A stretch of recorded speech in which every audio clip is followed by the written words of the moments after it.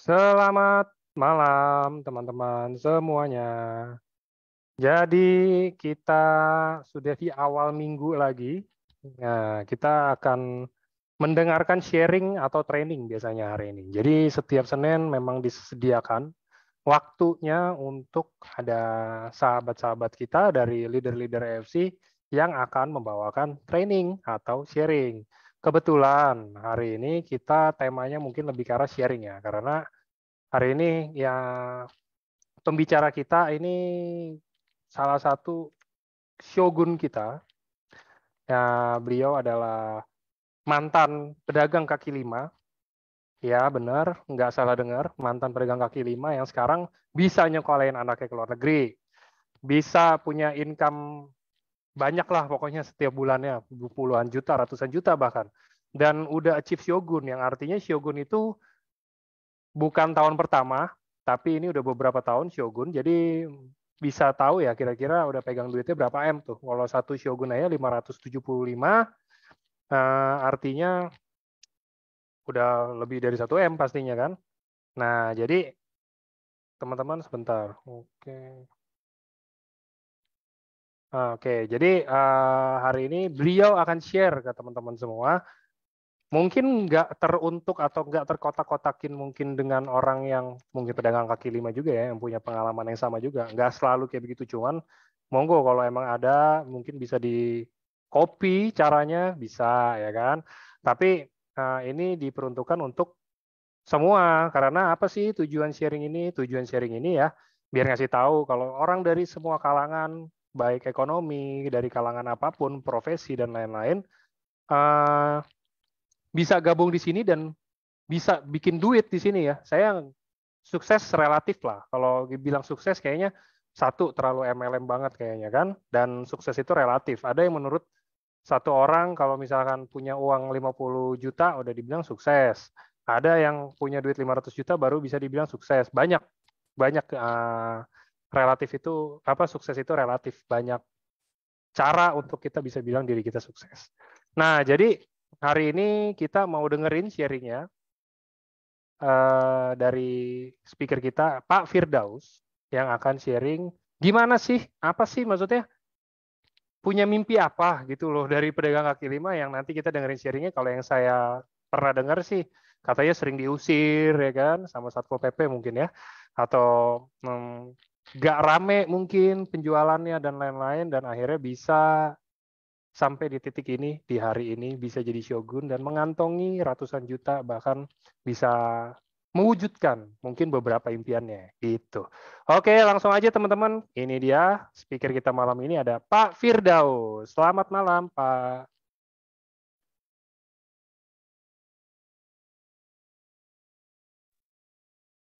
Selamat malam semua teman-teman. Malam Mas Angga.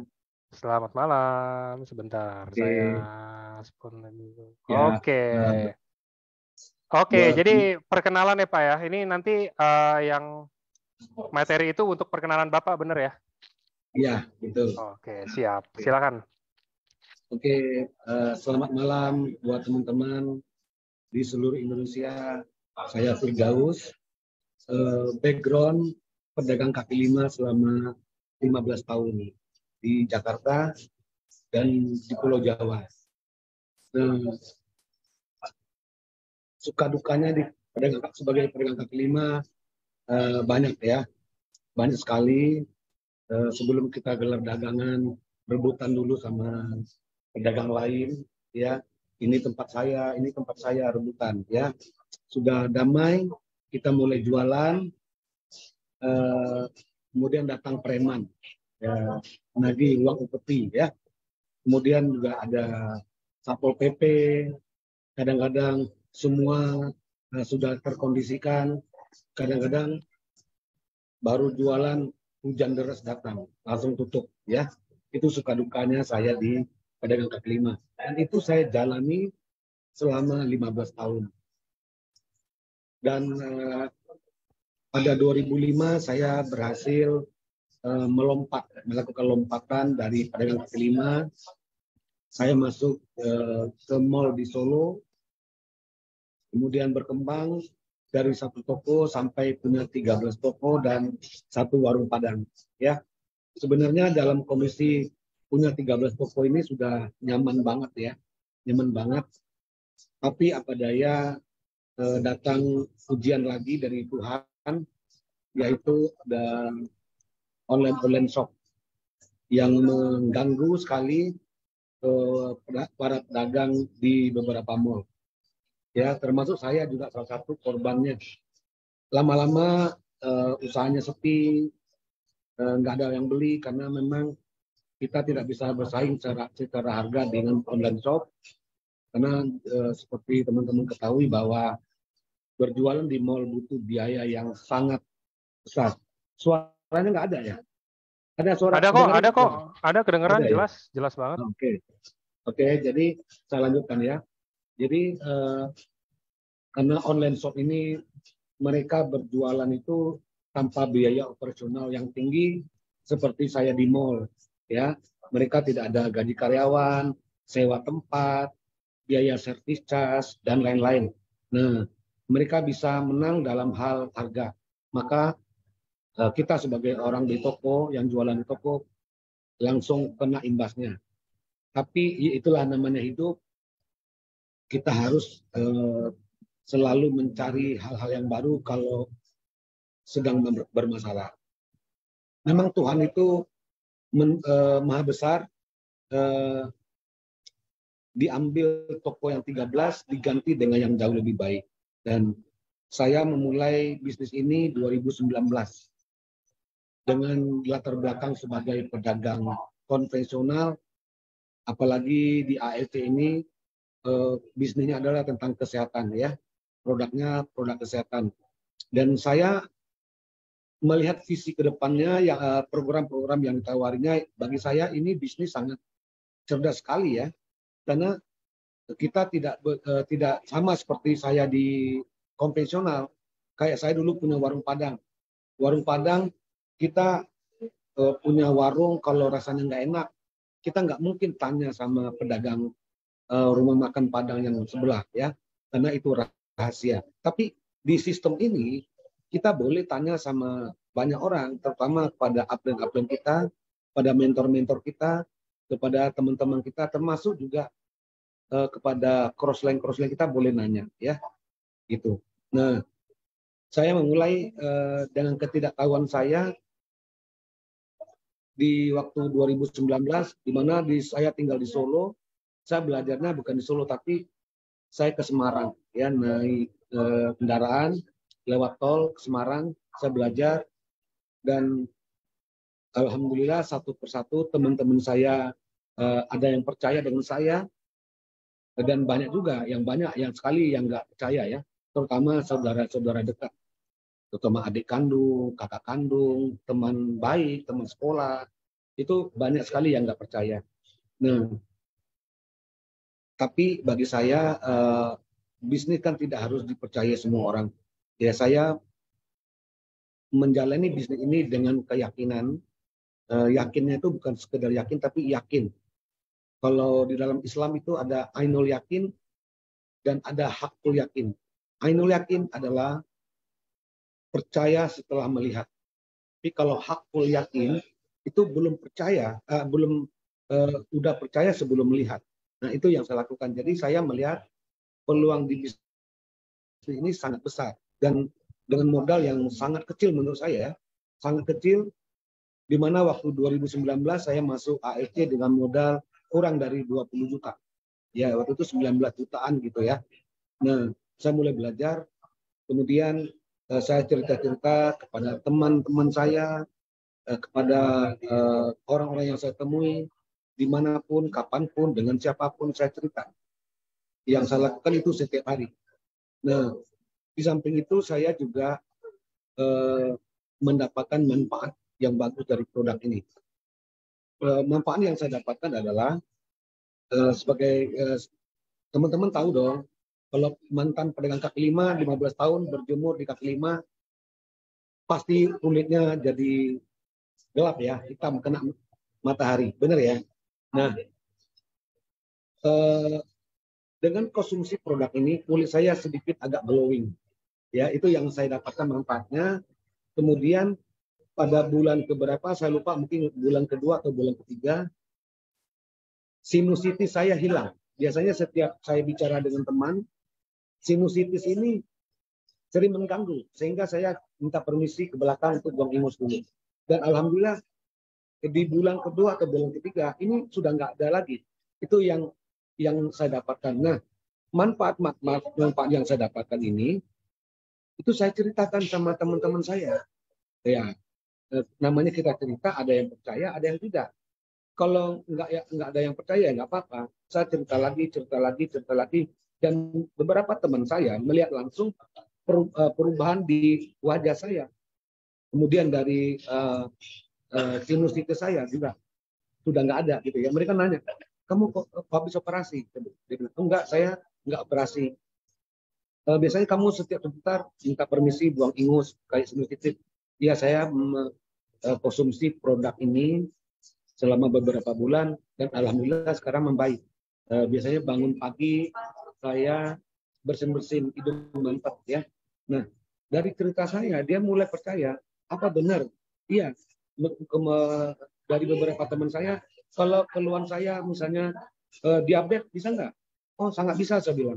Kemudian macam-macam penyakit ya dia tanyain, saya bilang bisa. Ada juga sih yang nggak percaya, yang ragu dengan cerita saya ya. Bagi saya yang nggak penting. Kalau ada di dunia ini selalu ada yang pro dan kontra, ada yang percaya, ada yang tidak percaya. Nah, saya fokus kepada yang percaya. Dari 1-2 orang tidak yang percaya, kemudian saya bercerita, mereka punya sama-sama belajar dengan saya, dan mereka juga berkembang. Nah, dari tim-tim yang berkembang ini, akhirnya mereka juga bisa mendapatkan manfaat seperti yang saya dapatkan. Nah, ketika teman-teman saya beli produk ini, otomatis saya dapat komisi, ya, komisi yang menurut saya sebagai pedagang lumayan. Waktu itu saya dapat 550 satu kali sponsor ya, dapat 550. Itu bagi saya sudah sangat besar. Kenapa? Karena saya sebagai pedagang di mall itu untuk dapatkan 550.000 itu keuntungan bersih itu mungkin 2 hari ya, kadang-kadang bisa 1 hari. Tapi inilah yang saya rasakan bahwa bisnis ini potensinya sangat besar. Bagaimana kalau ini baru 1 rubi yang saya jual, itu saya dapat uang 550. Kemudian Mas Hendro Darsono sama Mbak Silvi Julianti itu sebagai klien saya, Pak coba tawarkan yang diamond, bonusnya lumayan besar loh Pak, 3,3 juta.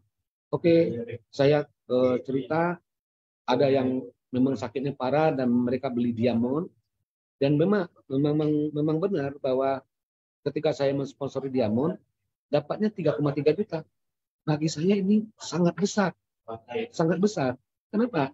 Yaitu saya dagang di mall dengan modal ratusan juta, itu 1 hari paling dapat net profitnya ya 300, 100, kadang-kadang nggak nyampe, kadang-kadang nombok gitu loh. Ini yang membuat kenapa saya bergairah sekali menjalankan bisnis ini. Bonusnya sangat besar dan nggak ada biaya operasional seperti biaya karyawan, nggak ada.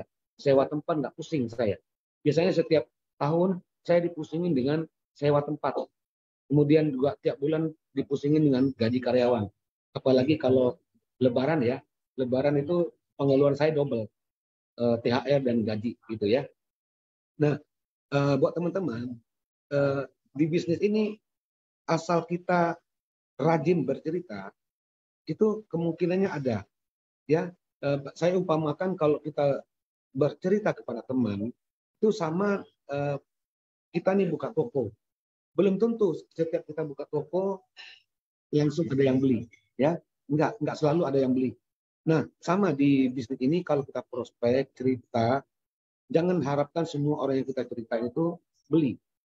Nah, ya kadang-kadang dari 10 yang kita ceritain ada 2 orang yang beli. 2 orang itu juga bagi saya sudah cukup bersyukur. Karena apa? Karena lumayan. Nanti kita ajarin orang yang bergabung ini agar sama seperti saya, menduplikasi, dan dia bekerja dapat uang sama seperti saya, Nah, itu yang terus berkembang.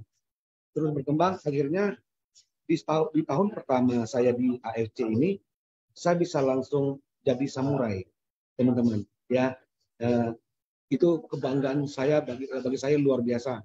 Seorang pedagang kaki lima bisa jadi samurai. Nah, kemudian saya semakin terinspirasi, saya ingin downline saya, tim-tim saya juga achieve annual rank dari Toreda, Ronin, Samurai gitu ya. Nah, di tahun kedua saya bisa mencapai ranking Shogun ya. Itu perasaan saya campur aduk, terharu karena nggak nyangka bisa sejauh itu waktu itu. Di 2021 saya achieve Shogun setelah acara di Bali waktu itu ya. Nah, dampaknya bagi saya dan tim ketika saya mencapai annual rank Shogun, itu teman-teman saya, tim-tim saya sangat semangat. Mereka bekerja keras bagaimana bisa seperti Pak Firdaus gitu ya. Dan alhamdulillah satu persatu tim saya achieve Samurai, Ronin, Toreda banyak banget ya. Seperti itu. Jadi yang saya lakukan cerita-cerita. Nah, cerita-cerita ini juga sambil belajar. Tentunya saya ada banyak belajar dari para mentor, daripada upline-upline saya. Banyak sekali upline kita di AFP ini, seperti para Musido, mulai dari Dr. Luigi, Budi Darwin, Pak Yohanes, Eka Yanto, Ibu Silvi, itu upline saya yang sangat membantu saya. Kemudian mereka mengajari saya cara-cara teori-teorinya, strategi-strateginya, dan saya belajar. Saya belajar walaupun sudah mencapai Shogun, tapi tetap saya sampai belajar. Sampai hari ini pun saya tetap belajar. Ya. Kemudian setiap hari kita bikin planning. Yang saya lakukan adalah bikin planning. Malam ini saya bikin daftar nama, besok mau ketemu siapa, siapa yang akan ke prospek ya. Nanti kalau buat teman-teman yang bertanya nanti ada sesinya ya. Kalau waktunya cukup ya teman-teman. Nah, jadi yang saya lakukan sebagai orang yang awam di bisnis ini adalah bercerita. Bagi saya bercerita di bisnis ini seperti saya buka toko tadi ya. Nah, mungkin teman-teman juga bisa lakukan itu, cerita-cerita aja. Kita bercerita, kalau saya bercerita sebagai seorang customer. Saya tidak mengerti tentang bisnis MLM. Yang saya ceritakan adalah cerita bermanfaatan produk bagi saya. Kemudian juga dari segi bisnis, saya menceritakan bonus-bonus yang saya dapatkan setiap hari kepada teman-teman. Dan dari beberapa cerita saya ini, itu ada yang percaya, ada yang tidak. Nah, mereka yang percaya bergabung dengan saya. Mereka yang tidak percaya, mereka tetap menjadi teman saya. Seperti itu teman-teman. Jadi setiap hari kemana-mana. Saya tidak hanya di Solo ya, saya juga pergi ke luar kota, ke luar pulau untuk roadshow seperti Pak Niko. Tapi memang jangkauan saya tidak seperti Pak Niko seluruh Indonesia ya. Saya pergi roadshow hanya di mana ada tim saya seperti di Sumatera, di Sulawesi, dan insya Allah besok pagi saya ke Bali, NTB dan NTT. Ya, saya akan kembangkan AFC di sana. Begitu teman-teman. Ya, di dalam bisnis ini saya menyimpulkan selama saya ikut di AFC ini, saya ada banyak belajar juga ya dari para downline saya, terutama mereka yang sudah berpengalaman di bisnis ini. Saya punya downline yang hebat. Salah satu adalah Bapak Iswadi Riono. Saya banyak belajar dari beliau. Saya belajar bagaimana cara men-training orang, memaintain tim, seperti itu. Dan dari Pak Iswadi, saya belajar banyak tentang bisnis ini. Kalau kata Pak Iswadi ini, kalau kita mau sukses di bisnis ini, kita harus lakukan 4S. Ya, 4S itu yang pertama apa? Yang pertama seminar. Seminar ini artinya belajar. Belajar. Kalau kita mau sukses di bisnis ini, mau nggak mau, suka nggak suka harus belajar. Belajar, hadir di pertemuan, hadir di Zoom seperti ini, belajar ketika ada seperti Pak Niko sekarang ada live di TikTok, belajar. Saya juga masih sering ikut live ketika Pak Niko, ya. Jadi yang pertama 4S itu tadi adalah seminar, belajar. Nggak mungkin kita pintar di bisnis ini tanpa belajar.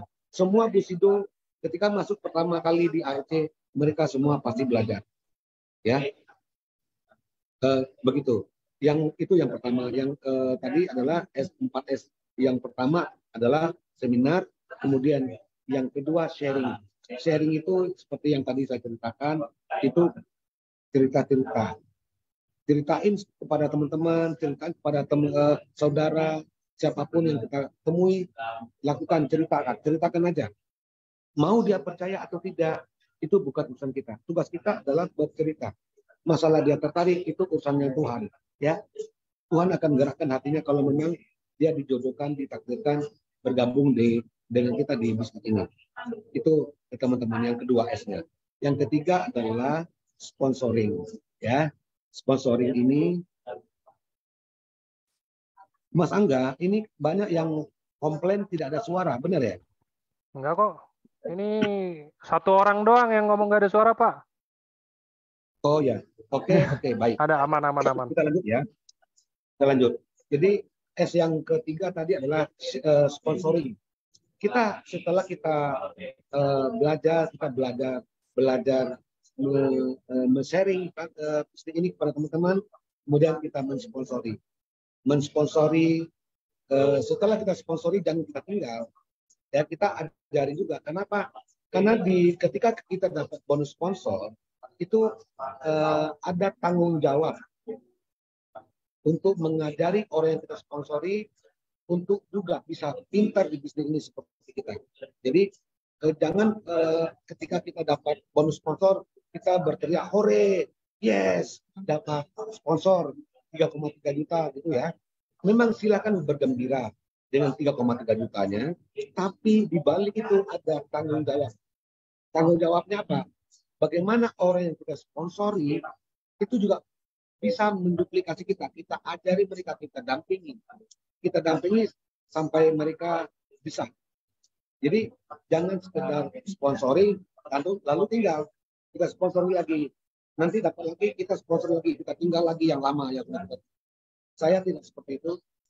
Orang yang saya sponsori, kalau dia mau belajar ingin seperti saya ajarin mereka, ya. Saya ajarin mereka sampai bisa. Kemudian yang paling penting kita ngajarinya itu dari hati dengan nurani, tidak ada udang di balik batu. Ya, kalau downline kita punya prospekan, kita bantu. Mungkin ketika kita prospek belum closing, kita besok bantu lagi untuk follow up dia bareng-bareng gitu ya. Jangan di follow up sendiri. Biasanya ada leader nih, apply yang nakal. Suatu ketika dia diajak sama timnya untuk prospek, besoknya dia menelikung sendiri. Nah, ini nggak boleh. Tapi ini yang tidak pernah saya lakukan. Ya, kenapa begitu teman-teman saya, tim saya percaya dengan saya? Karena saya tidak pernah menakali dan tidak pernah mengakali downline baru saya. Mereka yang baru bergabung, saya ajarin, saya suruh belajar, ikut duplikasi, ikut training, ikut belajar offline, online seperti ini, itu yang saya lakukan. Itu ya, teman-teman. Yang ketiga adalah sponsoring. Masih ingat ya? Silakan dicatat tadi. Yang pertama adalah seminar, artinya belajar. Yang kedua adalah sharing. Yang ketiga adalah sponsoring. Nah, ini ada yang keempat. Setelah kita itu yang saya maksud tadi. Setelah orang bergabung, kita ajarin.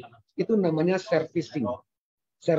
Jadi kalau di dunia konvensional, setelah orang beli, itu ada after sale service. Misalnya teman-teman beli mobil, ya, sale ini nanti akan nanyain, sudah servis belum Pak mobilnya, gitu. Jadi after sale service. Jadi downline yang baru kita rekrut, kita servis, bagaimana caranya kita menservis, kita ajarin, kita dampingi dia untuk ketemu dengan para prospeknya, seperti itu ya. Jadi saya tidak seperti yang lain-lain ada slide. Yang saya lakukan ya hanya ini aja. Saya hanya bercerita seperti ini, dan hebatnya di bisnis ini kita didukung sama sistem yang hebat, ya. Sistem yang dibikin Pak Niko di AFC ini itu bagi saya sangat spektakuler. Pencapaian saya di AFC hingga hari ini, Sobun, itu bukan karena kehebatan saya, tapi murni karena kehebatan dari sistem yang dibikin Pak Niko.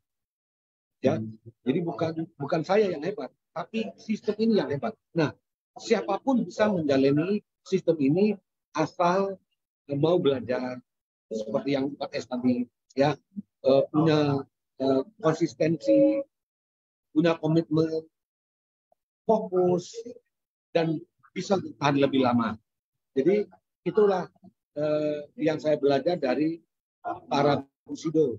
Mereka adalah orang-orang yang suka belajar.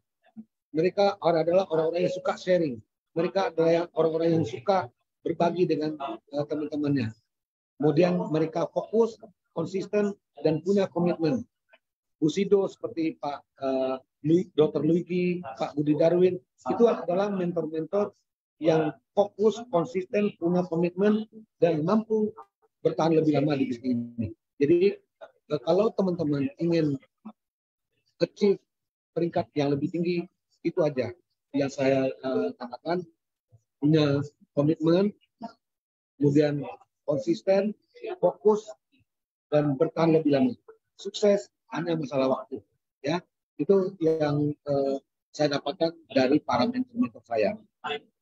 Itu teman-teman. Mungkin Mas Angga ada nggak sesi untuk bertanya? Ada. Silakan Pak. Bapak langsung pilih aja Pak pertanyaannya sesuai dengan yang Pak Firdaus berkenan untuk jawab. Silakan. Oke. Saya kalau tidak biasa bicara satu arah ya. Saya ingin kita ada interaksi sama. Ya. Coba saya cek dulu siapa yang pesen. Oke. Suaranya jelas. Oke. Oke. Jadi belum ada yang nanya ya. Kalau belum ada, saya yang tanya deh Pak. Mewakili teman-teman boleh Pak? Iya. Oke. Jadi ya. Mohon maaf teman-teman.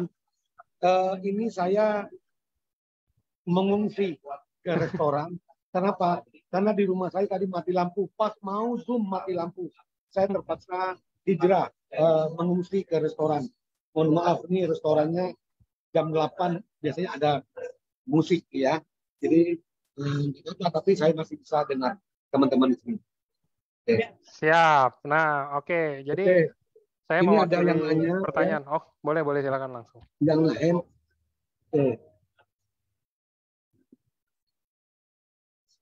Oke. Tadi ada yang nanya, siapa yang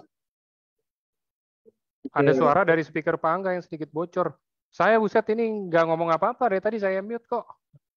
Itu emang karena di restoran ya, jadi emang kayak begitu.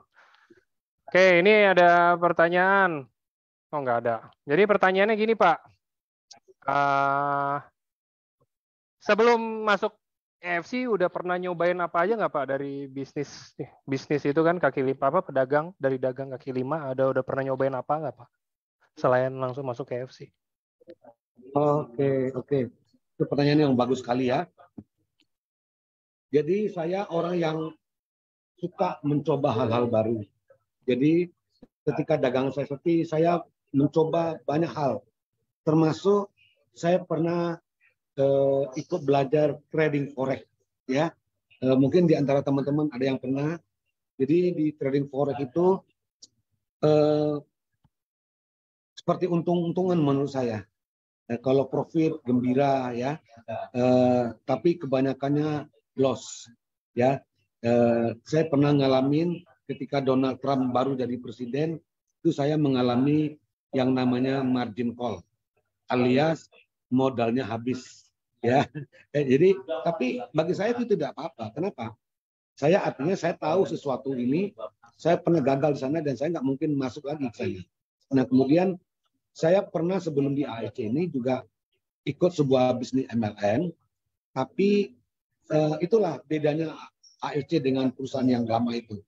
Mereka yang bikin perusahaan adalah para leader MLM. Mereka hanya cari uang. Ketika uangnya dia udah banyak dapat duit banyak, biasanya sistemnya dibubarin. Itu yang saya alami. Jadi dua tahun pertama saya di MLM lama itu perusahaannya bubar. Kemudian saya ketemu dengan AFC ini waktu itu diajak sama Pak Hendro Darsono dan Ibu Silvi.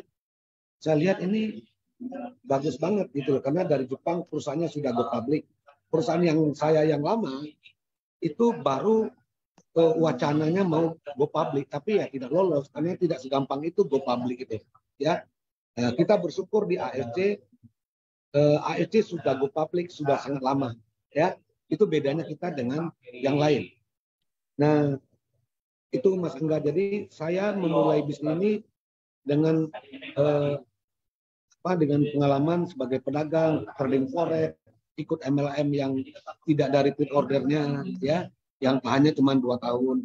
Nah, dari sini saya ambil kesimpulan bahwa kalau kita masuk sebuah bisnis MLM, ada 4 yang harus yang kita perhatikan.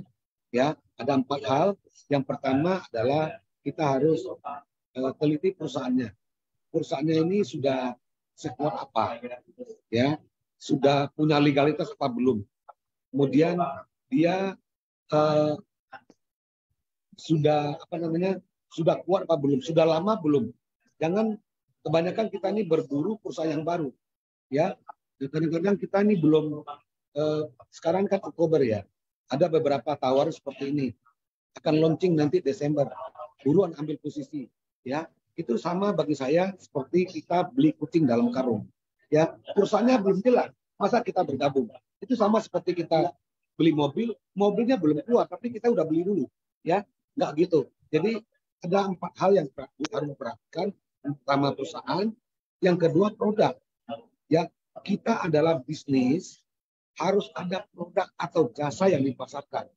Karena konsep bisnis ini adalah bisnis MLM kan. MLM itu adalah multi level marketing. Kita garis bawahi marketingnya. Marketing ini artinya adanya pergerakan produk dari produsen ke konsumen. Baik itu adanya jasa dari produsen ke konsumen. Kalau nggak ada produk atau jasa, itu hati-hati, ya, hati-hati. Jadi harus ada produknya. Pertama perusahaan, yang kedua produknya. Nah, yang ketiga karena kita ini bisnis, harus juga diperhatikan sistemnya. Sistemnya ini harus kita bisa nggak menghasilkan uang maksimal buat kita. Karena ada beberapa MLM di Indonesia, itu mereka sudah puluhan tahun di Indonesia, tapi belum ada yang bisa mencapai posisi tertinggi. Kenapa? Karena susah. Memang dibikin susah. Kalau di AFC, sistem ini mudah diraih. Buktinya di 2 tahun pertama AFC sudah ada beberapa Bushido. Ya, bahkan di tahun ketiga ada double Bushido, Bapak Budi Darwin. Jadi artinya sistem ini mudah diduplikasi, mudah dijalankan oleh siapapun yang serius menjalankan bisnis ini. Jadi teman-teman, itu yang ketiga, ya. Yang keempat, ini sangat penting bagi saya. Karena kita bergabung di sebuah bisnis, tentu ada yang mengajar. Nah, harus diperhatikan juga dengan siapa kita bergabung. Karena banyak sekali upline yang bukan leader. Mereka hanya sekedar ajak, setelah itu ditinggal. Tidak ada duplikasi, tidak ada tanggung jawab untuk mendampingi, ya. Kemudian tidak adanya pendampingan, tidak ada trainingnya. Setelah bergabung dibiarin, dia sibuk dengan prospek-prospekan baru. Kalau masih di perusahaan yang sama masih aman. Kebanyakan leader sekarang ini ada leader itu loncat. Bulan ini di perusahaan A, bulan depan di perusahaan B, bulan depan lagi di perusahaan C. Setiap bulan ganti-ganti perusahaan. Akhirnya apa? kita sebagai downline diajak terus. Saya mau nanya sama teman, sampai kapan kita menjadi follower leader-leader seperti ini? Jadi perhatikan juga yang keempat ini sangat penting. Dengan siapa kita bergabung? Kenapa? Karena ketika kita bergabung dengan sebuah bisnis MLM, kita ini bermitra selamanya. Seperti di AFC ini, saya adalah mitranya Pak Hendro Dartono selamanya. Jadi saya dengan Pak Hendro itu harus bisa saling pengertian, saling mendukung, saling support, ya. Tidak bisa setelah saya diajak ditinggalin begitu aja. Jadi ingat teman-teman, ada 4 kriteria yang harus kita perhatikan kalau kita gabung di AFC. Nah, 4 kriteria ini semuanya ada di AFC. Bayangkan perusahaan kita AFC sudah bergabung, sudah ada sejak 1969. Artinya sudah 54 tahun. Perusahaan kalau sudah berumur di atas 50 tahun itu sudah sangat kuat. Kemudian produknya. Sebagai teman-teman perlu tahu bahwa kita adalah perusahaan Jepang. Jepang itu sangat perfect. Kemarin bulan Juni saya ke Jepang. Saya mulai banyak belajar ketika saya ke Jepang, di mana semuanya itu harus perfect. Bertani aja mereka perfect. Misalnya mereka bertani tanam timun ya. Jadi hasil panennya itu kalau nggak bagus dia nggak jual. Jadi dia punya kebanggaan, punya kepuasan kalau dia menjual produknya itu yang bagus, pembelinya puas. Itulah Jepang. Ya, sama seperti AFC ini. AFC ini perusahaannya, produknya bukan produk asal bikin. AFC ini dibikin berdasarkan riset, ya, tidak serta-merta dibikin. Ada risetnya, banyak profesornya. Itulah kenapa produk-produk kita, Utsukushi Subarashii, itu banyak sekali orang yang terbantu dari keluhan-keluhan penyakitnya. Ya, banyak sekali. Sampai saya di handphone itu sudah tidak muat lagi untuk menyimpan testimoninya, saking banyaknya. Itulah produk kita, bermanfaat, jelas. Ya. Kemudian ya, sistem tadi. Jadi kita kalau percuma aja kita berada di perusahaan yang bagus, produknya bagus, tapi susah dapat duitnya. Banyak kan? Untuk dapat bonus banyak syaratnya. Harus tutup poin lah. Di AFC tidak ada tutup poin. Itu bedanya kita. Nah, satu lagi di AFC ini, AFC adalah satu-satunya network marketing yang tidak ada selisih harga. Coba teman-teman lihat di luar sana. Setiap produk itu ada harga distributor, ada harga konsumen. Maka mereka menjalankan bisnis MLM, tapi caranya dengan konvensional. Kalau saya di AFC ini, saya menjalankan bisnis ini dengan sistem. Jadi saya bukan memposisikan diri sebagai salesman, tapi saya memposisikan diri sebagai network builder, membangun jaringan. Dari jaringan ini kita bisa dapat pairing setiap hari tanpa henti, kemudian dapat annual rank setiap tahun, jalan-jalan ke luar negeri. Kalau jalan-jalan ke luar negeri itu reward pribadi ya, kita mensponsori. Tapi kalau annual rank itu tidak bisa sendiri, harus bangun tim, harus seperti saya jadi network builder, bukan sekedar sponsoring sebanyak-banyaknya. Sponsor sebanyak-banyaknya paling bisa setahun menjadi samurai. Seperti itu Mas Angga. Oke, siap. Nah, next-nya nih ya, udah mulai banyak pertanyaan nih Pak. Jadi ada yang tanya gini Pak, ini udah dijawab, cuman nggak apa-apa, ini mau dari sisi Pak Firdaus. Pak, kayaknya kan kalau tadi Pak Firdaus cerita modalnya katanya 19.800.000 kan lumayan besar ya Pak ya. Apalagi kalau kayak sekarang mungkin 21 juta itu lumayan besar. Nah, kira-kira ada tips nggak Pak Firdaus? Mungkin kan kita nggak bisa nepok semuanya nih kayak, oke, gabung di Diamond, join di 21 juta. Kalau orang nggak punya duit, gimana? Nah, gitu kan. Kira-kira ada nggak tips dari Pak Firdaus untuk calon-calon prospek yang kayaknya nih, kita lihat ya ekonominya sedikit di bawah gitu loh Pak. Jadi kayaknya untuk 21 juta tuh rada sulit. Apakah kita tetap paksain dia untuk 21 juta, entah gimana caranya, mungkin dipinjemin dulu atau gimana, atau mungkin kita arahin ke paket lain juga nggak apa-apa, atau gimana gitu loh Pak. Oke, oke. Saya mengerti maksudnya Mas Angga. Jadi saya banyak di tim saya masuk bisnis ART ini dengan banyak masalah. Masalahnya utama masalah keuangan. Ya, jangankan masuk ART, ya, dia cicilannya aja nggak bisa bayar. Lantas bagaimana? Nah, saya menganjurkan kepada orang-orang seperti ini yang kepengen masuk ART tapi nggak ada uang, ada jalan lain. Asal kita tidak berhenti berkreativitas, tidak berhenti menggunakan pikiran kita. Ada banyak jalan. Salah satunya adalah ketika ada tim saya yang calon prospek saya tidak punya uang, minimal dia saya tawarkan untuk menjual dulu produk. Kadang sekedar posting aja di katakanlah di media sosial, di story WA-nya. Dari story yang dia pasang di WA itu biasanya ada yang tanya. Kemudian yang di media sosial Instagram, Facebook, dan lain-lain, sekarang ada TikTok ya. Nah, dari mereka suka sharing, nanti akan ada yang nanya, kemudian dia beli itu saya kasih dulu barang, saya talangin dulu istilahnya ya. Saya talangin, setelah mereka bayar, baru nanti kita daftarkan orang itu gratis. Kan orang yang beli itu kan belum tentu juga dia ingin bergabung. Mungkin dia hanya butuh produknya,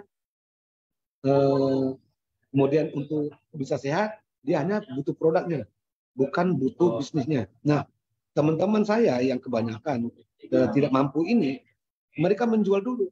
Ketika ada yang beli, nah hasil jualannya itu dipakai untuk mendaftar. Ya, ya. Jadi tidak selalu harus ada uang. Kata mentor saya pernah bilang sama saya, no money, no problem, but no initiative, no creative is big problem. Jadi saya sebagai orang rantau dari Padang ke Jakarta itu juga tidak bawa modal. Jadi tidak bawa modal, apa yang saya lakukan di Jakarta? Saya jualan dulu, punya teman saya dapat komisi, saya pakai buat makan. Karena jualan saya banyak, akhirnya uangnya itu saya kumpulin untuk modal. Nah di AET ini juga sama. Asal kita punya kreativitas, berani bercerita, jalannya dibukakan. Nah kebanyakan kita ini udah nggak punya uang, jaim, gengsi kan begitu kan. Nah saya banyak sekali tim saya yang masuk AET tanpa modal seperak pun. Dan di antara mereka ada sudah beberapa orang yang jadi samurai. Mungkin teman-teman tahu Mbak Titin, tukang pijit, itu adalah salah satu tim saya. Yang dia lakukan adalah jualan saset dulu. Ya, jualan sasetan. 2 saset, dijual satu sasetnya 75.000. Udah untung juga kan? Nah, itu yang saya lakukan Mas Angga. Jadi tidak melulu harus ada uang, tidak melulu harus ada uang dulu baru bisa masuk AFC. Nggak ada uang, asal punya kreativitas, asal punya kemauan, bisa. Ya, seperti itu. Oke, itu ya makanya saya juga baru inget nih Pak Firdaus itu ya bukan upline, leadernya dari Bu Titin dan orang-orang lainnya yang emang backgroundnya rata-rata ada yang kayak bukan dari orang berada banget gitu ya Pak ya? Ya betul. Justru orang yang masuk AFC bagi saya adalah orang-orang yang bermasalah dengan keuangan, ya, bermasalah dengan kesehatan. Kalau mereka tidak ada masalah, mereka jarang mau masuk AFC. Itu Mas Angga. Ya makanya jadi cocok banget mungkin menurut saya kayak kalau versi Pak Firdaus ini lumayan valid teman-teman ya. Jadi bisa ditiru boleh, dicontoh boleh. Oke, next pertanyaan Pak. Nah ini ada yang tanya Pak Firdaus, boleh tahu nggak cara memulai pertama kali? Kan udah masuk FC nih, katanya tadi udah dikenalin sama temannya ya. Diajak sama Pak Hendro bener ya? Iya betul. Nah diajak sama Ko Hendro, terus apa yang Pak Firdaus lakukan pertama kali? Apakah nempel dulu sama Ko Hendro? Ataukah langsung bisa jalan sendiri? Ataukah belajar dulu mungkin berapa bulan kira-kira udah paham?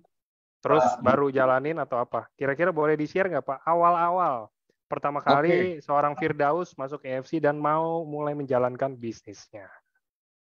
Ya, baik. Ya, itu pertanyaan juga sangat bagus ya.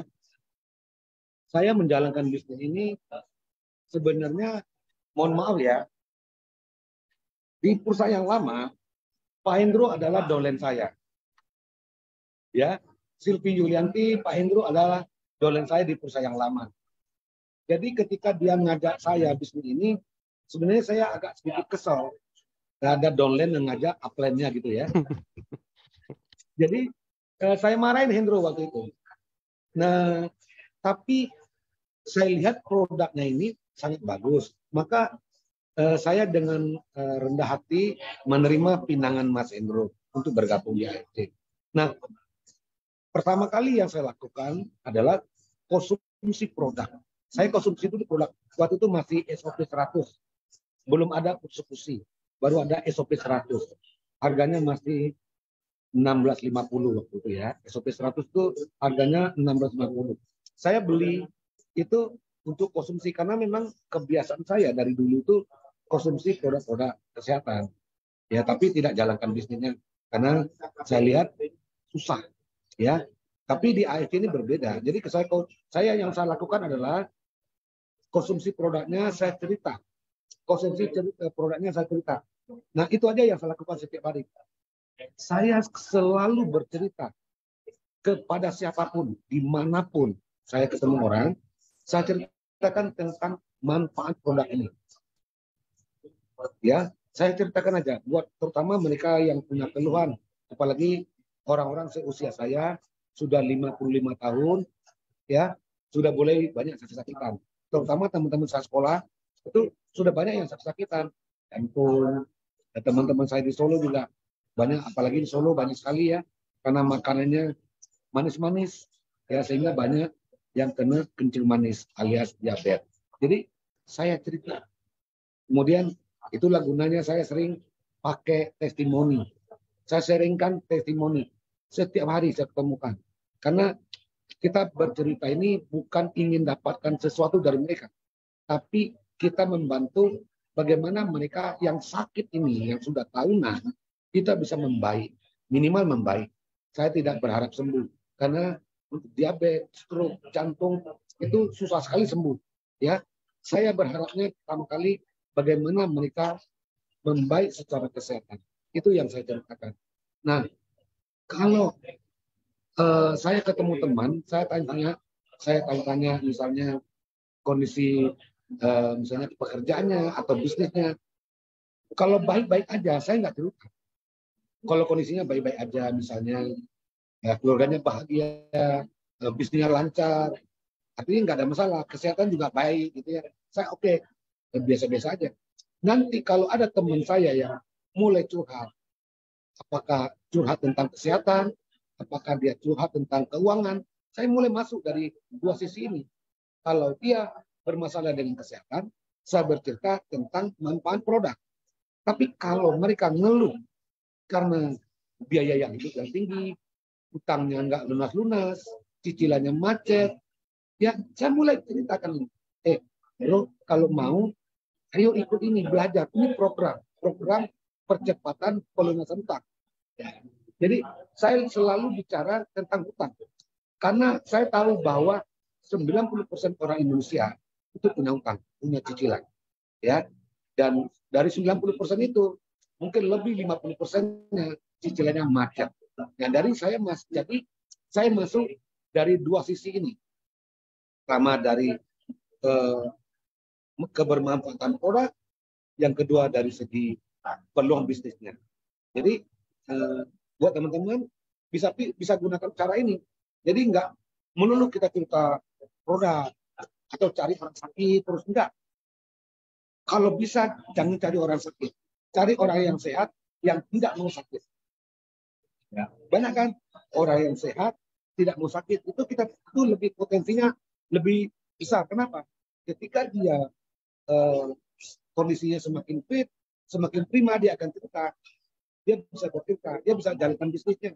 Tapi kalau orang sakit keinginannya cuma satu. Apa keinginannya? Ya segera sembuh. dia nggak pikir bisnis. Nah, kebanyakan kita nih berlomba-lomba mencari orang sakit. Kalau ada orang sakit kita tawarin, ya dia beli, kali hanya untuk sekali beli. Tidak mungkin jalankan bisnisnya. Begitu Mas Angga. Masih dengar? Oke, nah terus itu udah ya pertanyaan yang barusan. Sekarang kita masuk ke Pak Firdaus. Jadi ini Pak Firdaus tadi ada share materi ke saya dan lagi itu juga pernah sharing ya Pak. Boleh nggak Pak sih diceritain lebih detail lagi mungkin apa sih dulu itu katanya punya utang ya? Punya utang ratusan juta, 500 apa 600 juta gitu. Kira-kira boleh di-share nggak sih Pak? Oh boleh, Apa boleh. bisa itu, utang itu, dan apa yang dipikirin dong pasti pertama dan akhirnya pas udah bisa terbayar. Nah, itu apa yang dirasain kira-kira? Silakan. Oke, jadi salah satu saya mencari kenapa saya getol mencari bisnis baru setelah bisnis yang lama saya mulai kolaps karena saya masih ada hutang. Saya ada hutang sebesar 620 jutaan. Hutangnya bukan hutang ke bank, tapi hutang kepada supplier saya. Jadi hutang. Jadi saya ingin segera lunas. Ya. Kemudian dan 1 tahun di AFC, saya bisa lunasi hutang. Ya, jadi karena walaupun penghasilan lumayan di AFC, saya tidak seperti orang ketika penghasilannya besar, saya hidup royal enggak. Saya tetap hidup sama seperti yang dulu, tapi saya kumpulkan uang untuk bayar hutang. Ya, kemudian saya setelah 1 tahun lunas hutangnya, di 2 tahun saya di AFC, saya bisa beli tanah.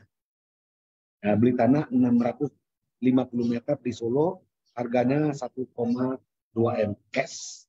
Semua bonusnya itu semua uangnya adalah dari bonus AFC. Ya, nah di tahun ketiga saya mulai bangun ini rumah. Ya, sudah menghabiskan dana juga sekitar 2 miliar. Ya, kemudian saya juga bisa kuliahkan anak saya sampai S2. Ya, dan tahun lalu anak saya menikah. Jadi saya pakai bonus AFP ini untuk membiayai anak saya kuliah sampai S2, kemudian juga membiayai pernikahan anak saya. Dan sebentar lagi rumah saya akan selesai. Jadi itu yang saya dapatkan dari AFC. Selain itu, saya juga sebenarnya nggak boleh saya sebutin karena pahalanya hilang. Tapi nggak apa-apa, sekedar sharing, saya harus cerita. Kita diberikan rezeki sama Tuhan, ya banyak sekali saya di AFC dikasih sampai ratusan juta tiap bulan. Jadi di AFC selama 4 tahun saya di AFC, total yang saya terima sudah mencapai sekitar 7 miliar. Nah, ya itu adalah rezeki dari Tuhan. Karena saya percaya, saya yakin bahwa setiap rezeki yang Tuhan titipkan ke saya itu ada jatah orang lain. Maka saya banyak berbagi terutama dengan lingkungan-lingkungan terdekat dulu, tangga, ya, saudara yang nggak mampu, itu yang sangat terutama sangga. Jadi ketika kita memberikan teman-teman, saudara, tetangga yang mampu ini, disitulah kepuasan batin itu sangat nyata. Saya bahagia tiap hari terima konnichiwa, tapi saya jauh lebih bahagia ketika membagikan konnichiwa ini kepada sesama. Seperti itu, Mas Angga.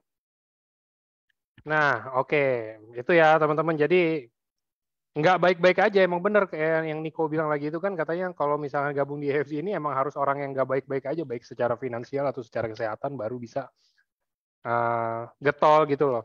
Oke Pak, nextnya mungkin saya mau nanya, mungkin Pak ada, kan lagi itu Bapak juga posisinya punya utang ya Pak ya. Ada, kan pasti kalau orang punya utang, apalagi kalau yang nominalnya lumayan besar, itu rata-rata orang tuh kayak, ya udah malas aja gitu loh Pak, kayak yang kalau paling parahnya, aku mati aja lah gitu loh kira-kira ya Pak ya. Nah ada nggak sih Pak, kayak maksudnya tips dari Pak Firdaus nih, apakah mungkin kita punya utang, kita harus cari dari mana kan, karena kalau orang punya utang tuh udah kayak mati gitu loh Pak, pikirannya udah nggak bisa mikir kita harus cari uang dari mana dan lain-lain gitu loh Pak. Ini mungkin kebetulan Pak Firdaus beruntung gitu loh ketemu Ko Hendro, diajakin ya kan, akhirnya masuk EFC dan lain-lain. Mungkin ada pesan nggak sih Pak buat penghutang-penghutang di luar sana yang mungkin bisa mendengarkan tips ini dari mantan penghutang juga yang sekarang mungkin sudah bisa bayar hutangnya dari EFC. Silakan Pak. Oke. Sebenarnya hutang itu berapapun besarnya, bagi saya sebagai seorang pedagang 620 juta itu sangat besar. Saya sempat stres juga.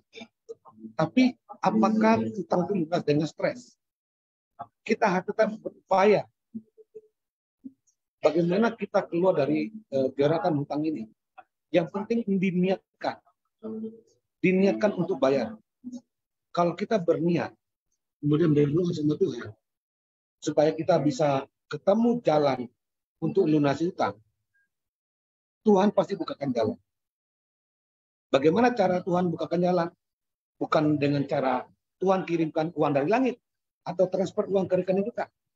Ditemukannya kita dengan orang-orang yang baik yang memperkenalkan konsep bisnis ini. Seperti Hendro yang mengajak saya, itu adalah jawaban doa-doa saya. Ditemukan dengan Hendro, dengan konsep bisnis AFC. Jadi diniatkan, kalau kita berniat dan berdoa sama Tuhan, Tuhan pasti kabulkan doa kita. Nah, cuman caranya Tuhan mengabulkan doa kita ya, dengan bermacam-macam cara. Mungkin teman-teman yang hari ini ikut Zoom ini, mungkin ini adalah jawaban doa-doa teman-teman. Itu yang pertama. Yang kedua, hutang itu setelah diniatkan, kita harus ketika kita ketemu peluang-peluang seperti ini, kerjakan, serius. Masalahnya ketika banyak yang sudah masuk AFC ini dan mereka punya hutang, tapi mereka tidak mau kerjakan. Dia justru mengerjakan yang di luar-luar sana. Padahal di luar sana untuk bisa melunasi hutang itu butuh modal. Di AFC sudah tidak butuh modal. Kalau kita sudah diamond, itu udah peluangnya itu 22 juta. Sebulan 660 juta. Kalau kita bisa maksimal, pasti bisa lah. Tapi, nah ini satu lagi ya. Saya punya hutang. Saya punya prioritas untuk lunas hutang. Jadi ketika saya dapat uang, saya tidak beli mati dulu. Beli mobil, beli yang lain, liburan ke luar negeri. Enggak. Saya prioritaskan lunas hutang dulu. Jadi, saya ketika masuk AFC ini saya bikin impian saya. Impian saya yang pertama itu bukan beli mobil, bukan beli rumah, tapi nomor satu adalah lunas hutang. Itu impian saya. Kalau kita punya impian, daftar impian, jadikan hutang menjadi nomor satu. Prioritas. Kenapa? Saya ngalamin sendiri. Hutang itu ternyata menghalangi rezeki kita. Kalau kita sudah lunas hutang, rezeki lancar. Percaya sama teman-teman. Jadi hutang adalah salah satu penghambat rezeki. Jadi niatkan, upayakan, dan realisasikan hutang. Kita sudah punya sumbernya. Tinggal kita gali aja. AFC ini bisa menjadi solusi untuk lunasi hutang. Ya, asal kita mau, asal kita punya kreativitas, asal kita punya inisiatif, asal kita mau komitmen, belajar, fokus, konsisten di bisnis ini, pasti bisa. 600 juta kecil, karena saya sudah dapatkan. Karena pas saya kecil dulu saya bilang besar. Kenapa? Lagi mana duit. Tapi setelah saya di AFC dengan posisi songkur, 600 juta itu kecil. Kenapa? Tiap hari kan saya udah dapat uang. Kadang-kadang satu hari 5 juta, kadang-kadang 6 juta, tiap hari 7 juta. Ya, nah kalau kita sudah punya niat untuk lunas hutang, kita punya penghasilan, jangan poya-poya. Saya sudah 4 tahun di AFC, ya, saya belum ganti mobil. saya prioritaskan dulu adalah bayar hutang. Ketika lunas hutang, saya kumpulkan uang lagi, saya bisa beli tanah. Saya kumpulkan uang lagi, saya bangun rumah. Ini rumahnya belum jadi. Jadi perlu sekali kita mengatur keuangan. Kemarin di TikTok saya ada tentang money management ya. Semua karena banyak orang ketika penghasilannya kecil dia bisa hidup. Tapi ketika penghasilannya membesar, gaya hidupnya juga ikut membesar. Kalau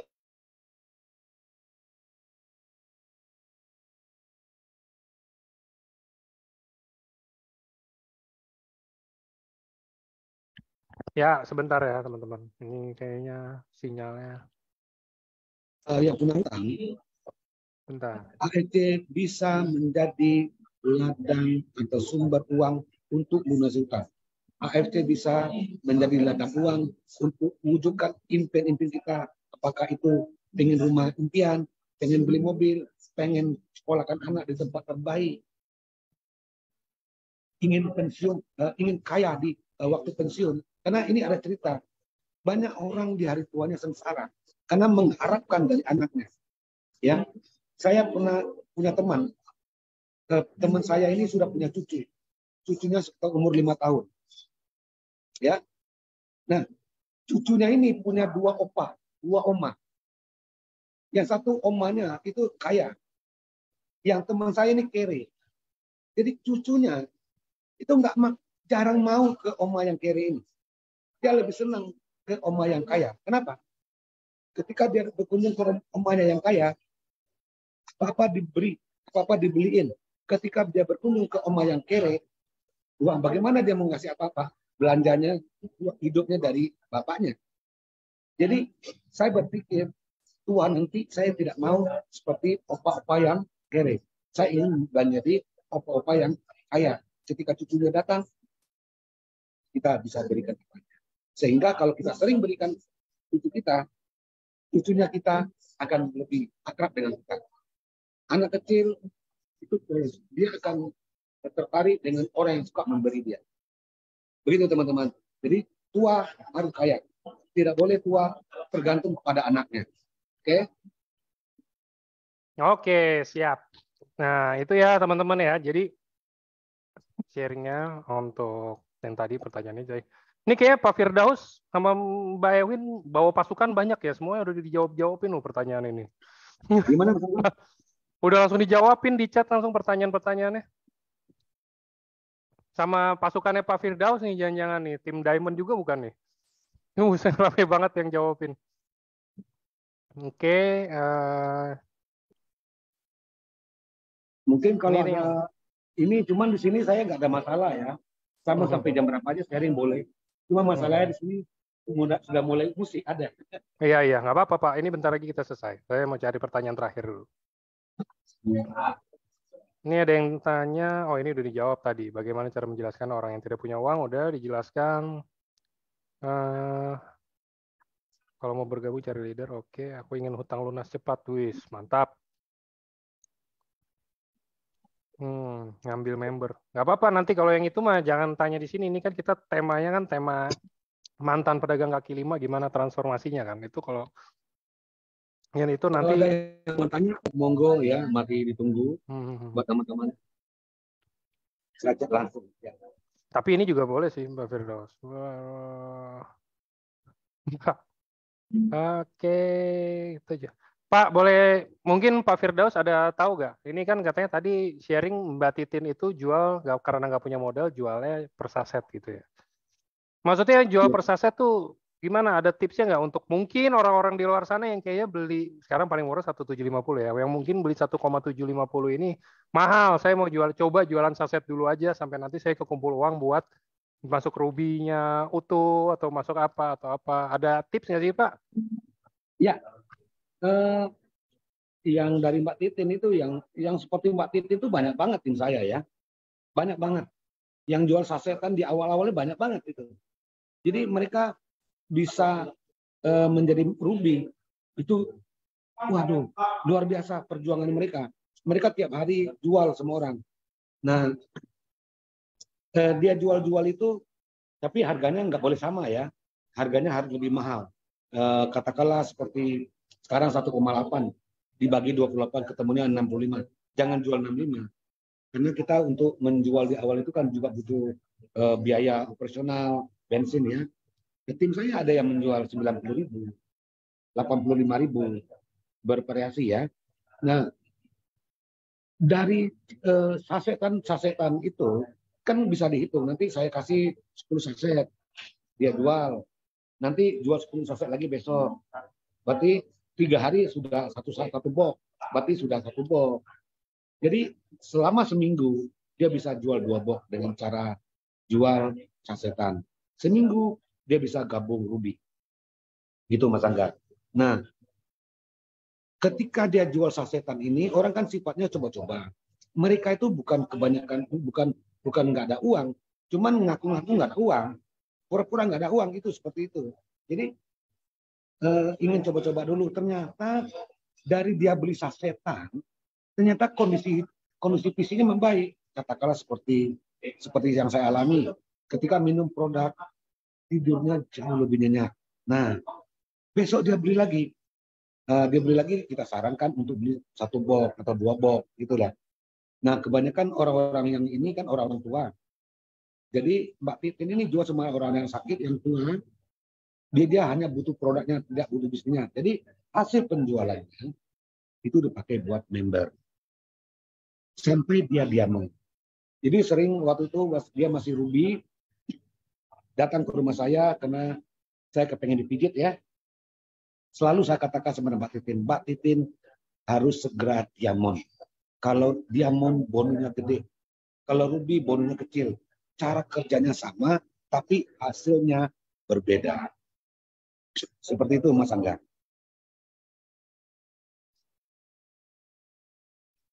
Mungkin ada pertanyaan yang lain selain ini? Oke, nah apa lagi nih? Oke, ini mungkin pertanyaan penutup ya Pak ya. Ini bagus nih menurut saya. Pak Firdaus, member udah berapa lama Pak? Saya sejak April 2019. Oke, artinya udah 4 tahun ya Pak ya? Iya. Oke, saya pertanyaannya gini. Ini ada yang tanya dan bagus ini untuk penutup, untuk closing juga bagus. Pak Firdaus sudah 4 tahun di EFC. Kita boleh jujur Pak, di EFC enggak ini ya, nggak berkilau terus ya Pak ya, maksudnya bisnis ini ya. Kita ada dropnya juga, pasti Pak Firdaus juga ngalamin kan Pak. Maksudnya tim-tim pada cabut, Pak Firdaus harus cari orang baru lagi, ya dong, pasti kan. Semua pasti ngalamin Pak. Oke, jadi pertanyaan saya, gimana Pak cara Pak Firdaus, satu, gimana caranya menyikapinya hal itu? Kalau misalkan sekarang saya tanya menyikapinya nih, maksudnya gimana Pak Firdaus melewati itu? Karena sebenarnya kayak kalau Pak Firdaus menyerah gitu aja, kan nggak mungkin ada sampai hari ini Pak. Ada nggak mungkin nih hari ini Bapak bawain Zoom ini gitu loh. Nah, kira-kira boleh sharing nggak Pak? Apa yang harus dipikirin? Apa yang harus kita lakukan? Apakah kita harus bekerja lebih keras lagi? Ataukah kita harus putar otak lebih gila lagi? Atau gimana Pak? Kira-kira apa yang Pak Firdaus lakuin lagi itu? Ya, ini pertanyaan yang bagus sekali. Sebenarnya yang Mas Angga ceritakan, pertanyakan ini sedang saya alami. Kenapa? Karena tim saya di Palembang, seorang sempurna itu suspend. Itu mengganggu sekali. Ya, sangat mengganggu. Itu saya alami. Tapi apakah dengan suspendnya tim saya baper, menyerah, lesu? Enggak. Oke, kalau memang itu, saya beranggapan bahwa perusahaan melakukan suspend pada seseorang, itu ada maksudnya. Karena akan lebih baik dia nggak ada. Nah, terus sebagai seorang pedagang, saya sudah kenyang pengalaman. Kita jualan nggak laku. Padahal kita udah sewa. Nggak laku jualannya. Ya. Terus ada kalanya rame. Kalau ketika rame, gembira, bersenang-senang. Kita sepi, baper, stres. Enggak. Itu sudah biasa saya alami. Jadi ketika kita mengalami kalau tim cabut ke perusahaan yang lain, bagi saya tidak apa-apa.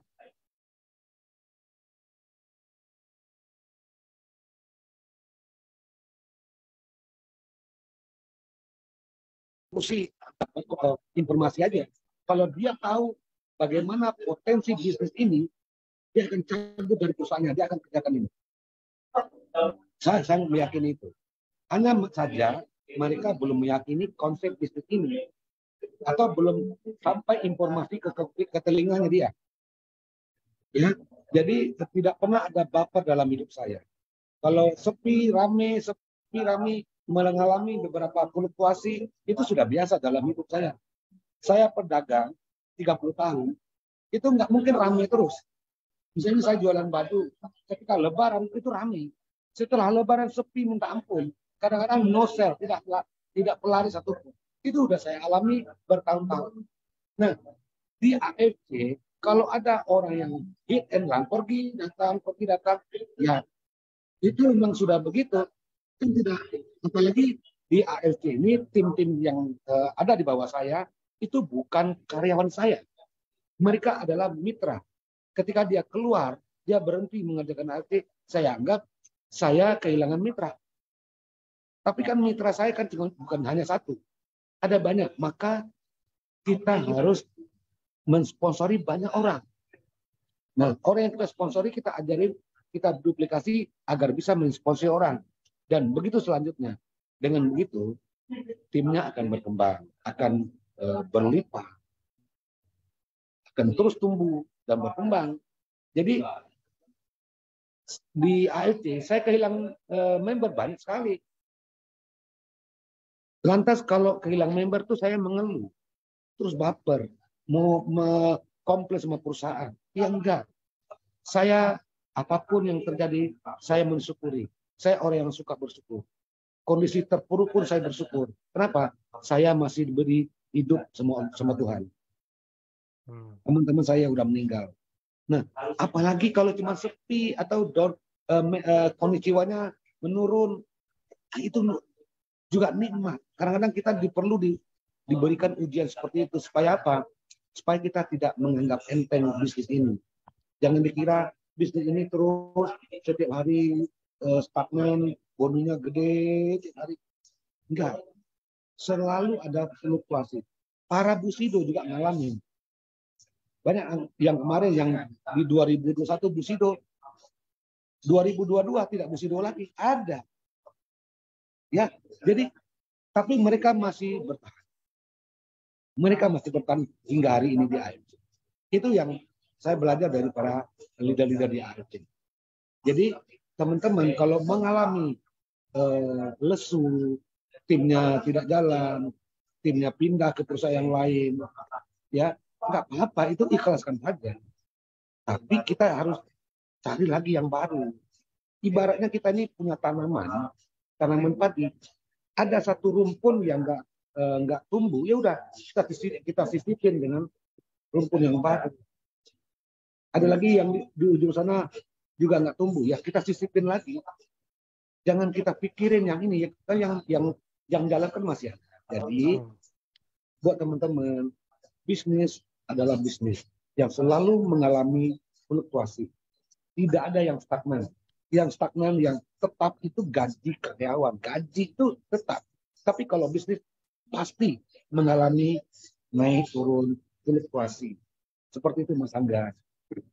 Oke, sangat inspiratif ya teman-teman ya. Jadi itu bisa jadi acuan teman-teman juga, maksudnya kata-katanya. Bisnis itu ya fluktuatif. Bisnis itu nggak ada yang pasti, benar ya Pak ya? Bisnis itu ada naik, ada turun, ada kadang-kadang kita kadang-kala dapat uang lumayan banyak, kadang-kala malah justru nol banget juga ada.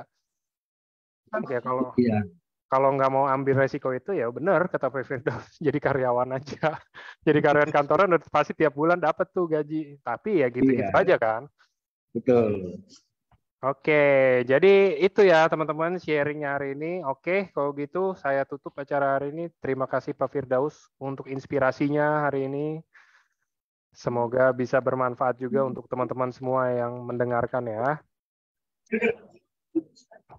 Oke, dan Terima kasih juga untuk teman-teman semuanya yang sudah hadir. Oke, Saya thank juga you. mohon maaf ya buat teman-teman kalau ada kata-kata saya atau cara saya bicara tidak berkenan, saya mohon dimaafkan. Terima kasih. Siap. Oke, kalau gitu. Selamat malam semuanya. Terima kasih Pak Firdaus. Sehat-sehat terus, Pak. Sukses selalu. Ya, ini.